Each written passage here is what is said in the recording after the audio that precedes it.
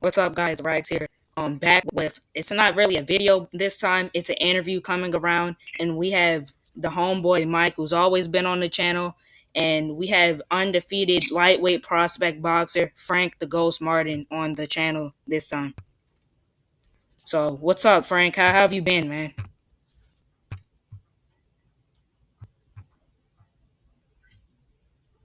Yo, yo, did you guys hear that? Yeah, I hear you. All right. Frank. Can you hear me? This part, can you hear me? Yeah, it cut out for a second though. But yeah, Frank, how have you been, man? I'm good, man. I'm still grinding, still in the gym. I'm actually on my way to the gym right now to get it in. That's good. That's good, man. Yep, always staying in the gym. That's good. That's good. So, without any further ado, we're gonna hop straight into it. Um, how do you want to pace your way through the lightweight division? You know, we see a lot of guys making the step up in competition too quickly, and we see some guys that wait too long. So, how do you want to pace your way through the lightweight division?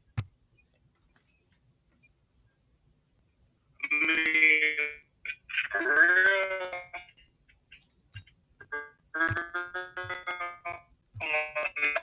opportunity come, if opportunity, whatever it may be, like, what I'm capable of. So, if I get one of those calls, I'm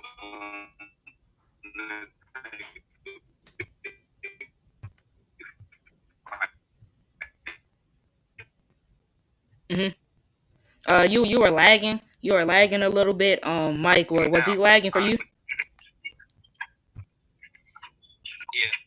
Yeah. Yeah, Frank, you were lagging a little bit there. You were lagging. Um, so yeah, if you can restate what you said there first, for a second, because you were lagging very bad.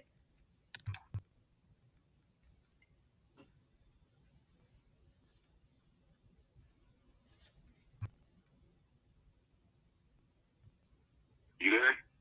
Yeah. We hear you now. We hear you. Let me get out. Let me get out of this parking garage. All right. Yeah, that would make a big difference. Okay. Now, what was you saying? All right. So I said that you were lagging basically. So can you restate that?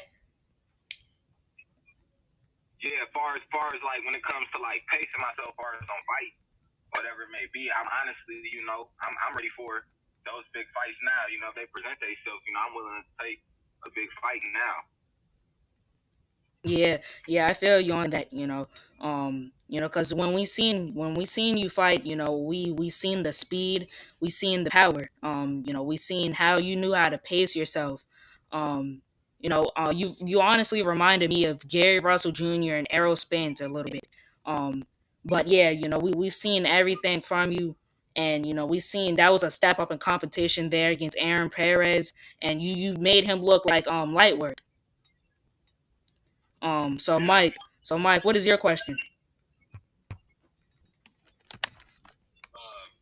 I just want to know, Frank, what got you into boxing? What inspired you to become a boxer when you first started? What got you into it, and what motivates you? For real, man, that's the crazy thing. For real, like nobody told me to get in fighting. I always wanted to fight. My people, like my mom, she wouldn't let me fight. When I was young, I had wanted to fight, but she wouldn't let me fight or whatever. So, I kind of started late. I started fighting at 18 or whatever. Once I had turned 18, I just kind of like, man, I'm just gonna start boxing on my own because I was the age and I was making my own decisions. So I got into it later or whatever. But for real, man, I ain't have nobody like pushing me to get into it or whatever. It was always something I wanted to do, and I've always been a fighter. Like outside of boxing, I was always like, just a fighter. Yeah. We feel that. We feel that. So my next question for you is, what did you think, you did well in that last performance? We thought that you did absolutely great, in every part of the department. You outclassed Aaron Perez. But what do you think you did great in your last performance? Really taking away the stuff that he was good at. The stuff that he was basically gonna come in and try to use. Like basically, I took away his strengths. I stayed composed. I stayed patient. That shot that I hit him with that knocked him down. I had seen that same shot in the fifth round. I just didn't take the shot because I didn't have my distance right, but I had seen it that I was going to be able to land it eventually sometime in the front distance, and it was the perfect time for it. But really, man, I feel like I stuck to the game plan. I took away what he was good at, and then I just stayed patient. I just did me. Yeah, that shot that you knocked him down with, I felt you set that up just straight up perfectly. The double jab and then the left hook, or yeah, I'm pretty sure the left hook came right behind it. Yeah, that was just perfect. And then a couple of seconds later, you got to finish. So, Mike, what's your next question? Before I get on to the next question, what I just want to say from what I've seen,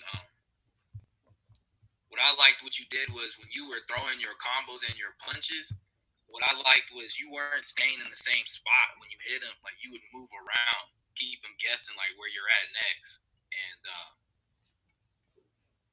that's what I seen from what was he really good at? Like, what was his strengths? I never really seen bro or anything like that. I mean, really, a lot of the guys who he fought, he was knocking out and stuff. He was hitting them with like hooks. He was hitting them with either an uppercut, a hook, that right hook, or really he had two good hooks. If he could land them on you or whatever, if he got his timing, he had two good hooks. But really, that's his go-to. He had a straight right hand that he was hurting guys with too. But it was really just the hooks his main thing.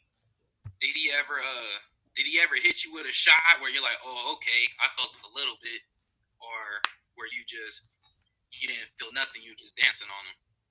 Yeah, nah. Okay, yeah, I feel you on that. Because like I said, movement, bro, your movement was too much for him. Yeah, like, and a lot of people, man, when it comes to movement, right? A lot of people be like, oh, like, so before the fight, dude, like, he beat on the chest and the weight hands and stuff, and then he like, I'm like, man, I hope you're a gorilla tomorrow. I'm like, be a gorilla tomorrow or whatever, because he was acting like tough in the weigh-ins, but he like, don't run. If you run, I'm gonna chase you. So really, man, like with that, like in that fight, I didn't run, like, and a lot of people feel that like when a guy move or whatever it may be, that they running. It's just like sometimes moving is boxing, and it changes up the tempo, the pace. Movement changes up the pace. You don't want to move too much, but you want to, you got kind of want to switch it up, turn it on, turn it off. Yeah. Yeah, and that's what I like. That's what I like about your game, man. That's what I like. Appreciate it, man. And then, I got these two questions for you. So the first one, besides yourself, who do you think is the best boxer at 135 in your weight class? At 135 besides me? If you can't name one, then you can give me top 2, top 3 guys that, in your opinion, that you think are the best boxers in that weight class. Boxers like that box, or just you saying like that's just in that weight class?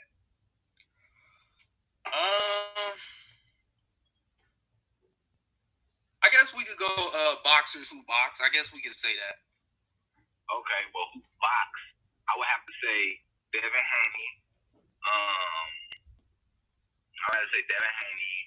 Okay. I would have to say he got good boxing skills. He know how to move. He could box. Yeah, for sure. Then who else could I say? Tank could box. Yeah, we seen you sparring with Tank. We seen you sparring with Tank, so you experienced it firsthand. Yeah, it ain't no videos. It's a lot of people. It's a video. If you look my name up, a lot of people. Like my uncle didn't call me before. Like, man, I see the video you sparring Tank. Yeah. Whatever. It's a video of me talking about the sparring, but it's a video. Like if you look at my name, it's a video of Tank sparring the dude, but that's not me. A couple people done thought the dude who Tank was sparring video out that's me. It ain't no video like that's been put out of like me and Tank. Yep. But I know what video you talking about, but they Yeah. didn't me in that video. Okay. All right. Okay. Thank you for clearing it up. Thank you. So my next question is how were you able to fight on Errol Spence's undercard? We know that you and Errol Spence Jr. share the same trainer and Derek James. Did he set you up for that or what? Yeah, he definitely set me up for that right there. You talking about the fight that I just got? No, the December the 5th one when you fought on the card that Errol Spence was fighting on against Dan Garcia. I forgot who you fought, but I know you fought on the undercard of it. Your fight before this one. Yeah, I had actually been out here. I've been out here a few times. I done came out to Texas a few times just training and stuff. And they ended up just giving me the opportunity to get on that card. And we've been training ever since. I be training with his trainer and stuff. And we've been training ever since. Yep. And the follow up question to that is how did it feel, fighting on such a big card? Say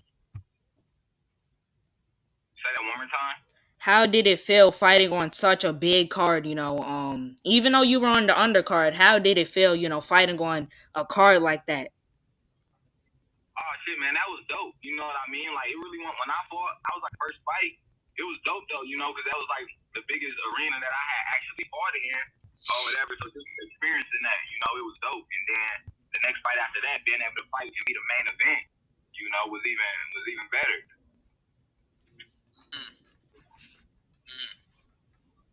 Yeah, so go ahead, Mike. Kind of going back to what I asked you before, I asked you about who do you think are the best boxers at 135. Who do you think is the best, just the best? Who's the best at 135 besides yourself? Wise, I have to say overall, all around, I have to say Teofimo. Teofimo? Okay, then I was going to follow up with this. It's funny that you say that because my next question was going to be, what are your thoughts on Teofimo Lopez versus Gambosis Jr.? Yeah, I think that's going to be a good fight. I think that's going to be a real good fight. Because a lot of people don't really know about Gambosis Jr. He's very underrated in my opinion. He's not really out there like that. But what do you think of him as a fighter? You think he's going to present challenge for Teofimo, or you see Teofimo walking through him easily? And for real, I don't see Teo walking through him easily. If he do, that just solidify him that much more. You know what I mean? But I don't see him just walking through Gamboso because I feel like, dude, the beast. That Gamboso a monster. He slipped on. I didn't even know who he was. You know what I mean? I didn't even know who he was when I got to watch him. I'm like, damn, dude, a beast. Yeah. So, yeah, and that's the thing. I feel like this fight with them, how Teofimo was with Lomachenko, how he was just ready. He was just like, he was locked in. He wanted it. Yeah. I feel that's how Gamboso, that's how dude is right now in between them. I feel like he wanted more than Teo. Yeah, that's what I'm saying, because as Gambosis Jr. said, he said that, we've seen how Teofimo Lopez performs as the underdog, but now we get to see how he performs as the favorite. Gambosis Jr. has been an underdog all of his life, and he's an underdog once again here against Teofimo Lopez, and, we'll see how Lopez performs as the favorite. Yeah, Gambosis dude ain't gonna come to lay down. He seemed like a real fighter. He definitely seemed like a real fighter. Yep. You think does this go to full distance, 12 rounds, or is someone getting knocked out? Man, if anybody get knocked out, I think it'd be like late. It'd be late. I don't think it'd be in the beginning. Okay. Okay, like 9th round. Like in the 8th. Maybe like in the 8th round. I feel you on that. So as we seen in your last fight, you were fighting on a Tuesday. How did that affect you? Did that affect you in any way? Nah, it was cool. It wasn't really no different. It was different a little bit. Like, damn, man, we fighting on a Tuesday. Normally we fight on a Saturday, so it's like it's stuff to do after and all of that. But Mm-hmm. for the fight on Tuesday, it was more chill. It was more, it was chill. It was really just, I felt like it was just business, going to handle business, get the job done, and getting on the flight tomorrow. Yep. Yes, sir. So, who were some names that if you were presented, who were some names that could be your possible next opponent? Next opponent? Yep, next. I think Austin Dulay. He's 14-2. He's over on PBC too. His last performance, he got a dominant 10-round decision win over I forget Jose something. But yeah, I think that would be a nice fight. But who do you think could be next for you? Speaking of, that's crazy. You speak of Austin. Me and Austin actually know each other personally. You know, we done sparred and all of that stuff before. But personally, who would I think? You know who I would want? Honestly, man, I like to fight Leo Santa Cruz. Oh, Leo Santa Cruz. Yo, he said it firsthand. Okay. I like to fight Leo for real. Yeah, I like that fight. That's gonna be a dog fight. That's gonna be a brawl. It's not gonna be any playing patty cake or anything. That's gonna be a brawl. I'd love to get Leo. Yeah. That'd be good. That'd be good. That'd be good. I have a real good camp for that. Yeah, I'd like that fight. I'd buy the pay-per-view. That would be a good fight. I like that fight too. I wasn't thinking about that, but now that you mention it. Yep. So, Mike, what question do you have? Before I ask my next question, you think that fight would take place at 130, or do you think he would go up to 135? It'd have to be 135. Him and Tank fought at 130, didn't they? Yeah, 130. Yeah, it has to be at 135. How much is your natural weight? Like, how much weight do you cut to make 135? About like 14 pounds. Oh, okay. Yeah, that's a decent weight compared to what some fighters walk around at. Yeah, no, man, I don't like. A lot of fighters they get stomachs on them and all of that. Like I just stay in the gym. You know what I mean? Even if I ain't in a boxing gym, whatever, I'm like a gym rat. I gotta stay on point. Yep. So I don't really blow up too much. If anything, I just be looking like I look heavy, like far as like muscle wise. When I'm not like at fight weight, I just be looking like heavy far as muscle wise. Yep, I feel you.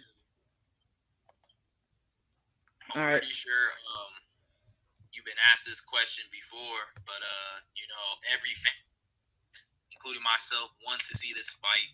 Who do you think would win this fight if it does happen? Terrence Crawford or Errol Spence Jr.? Come on now, Earl.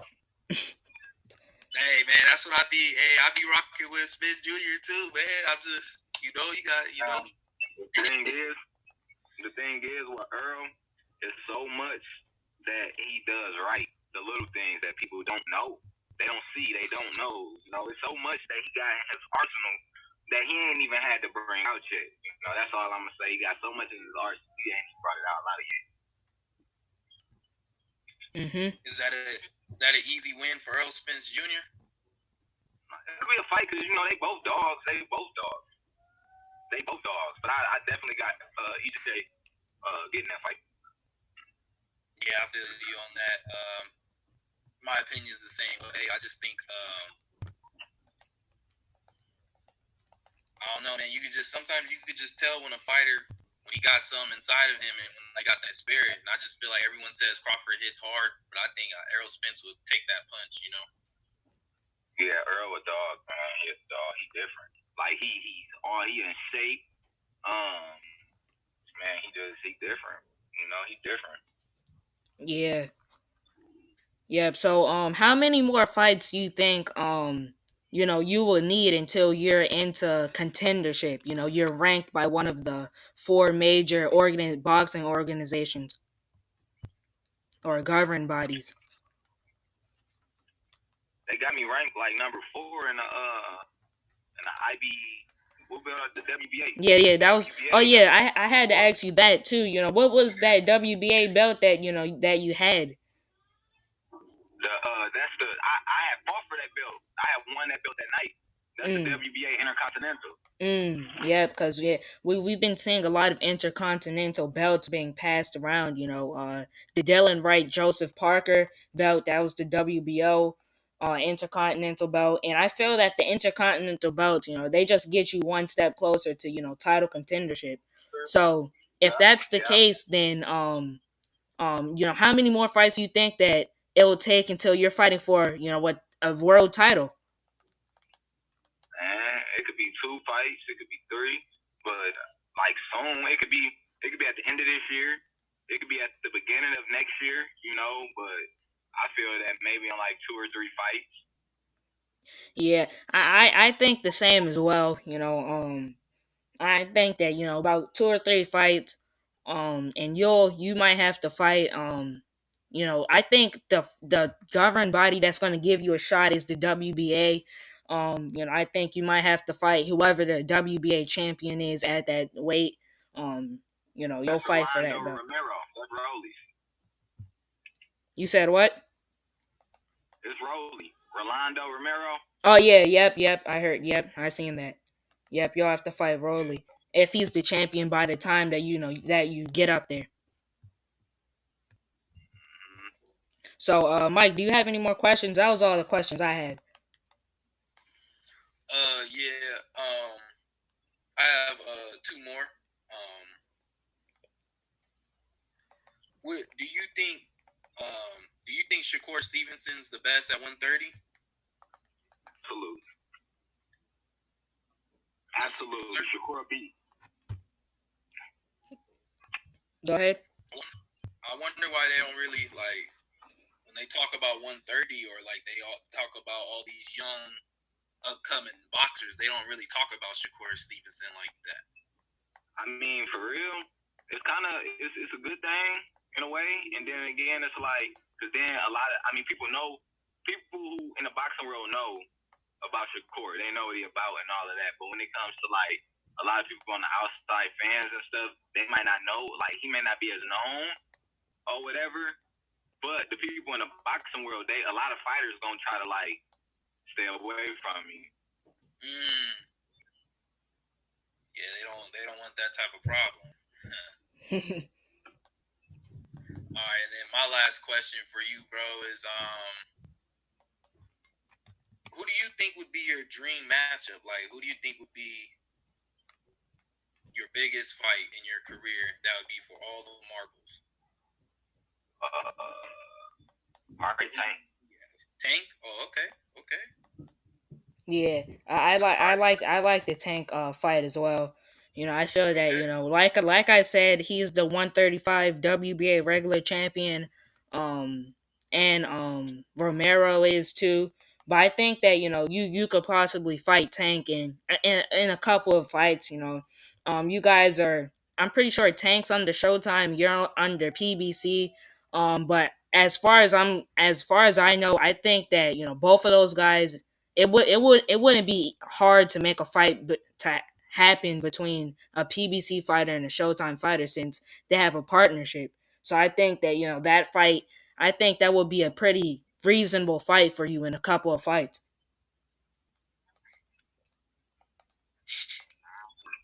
Yeah, I think it'll be more built up. It'll be later down the stretch. It won't be it'll be later down the stretch. When it's bigger, money wise. Yep.